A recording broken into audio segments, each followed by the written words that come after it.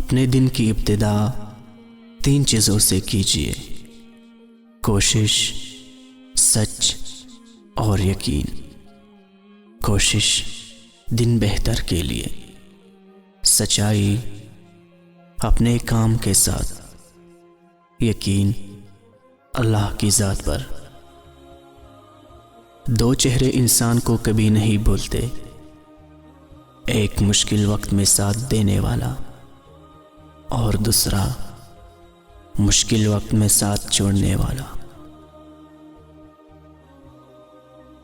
گزری ہوئی زندگی کو یاد نہ کر، تقدیر میں جو نہیں لکھا اس کی فریاد نہ کر۔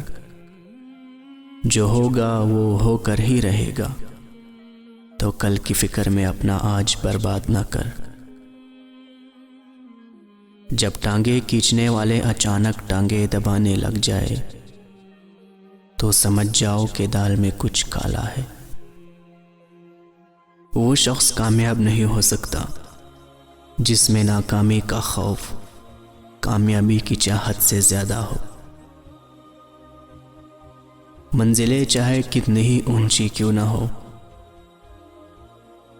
راستے ہمیشہ پیروں کے نیچے ہوتا ہے۔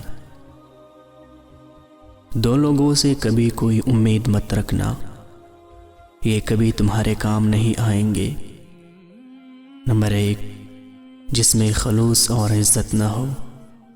نمبر 2، جو خود کو سب سے بہتر سمجھتا ہو۔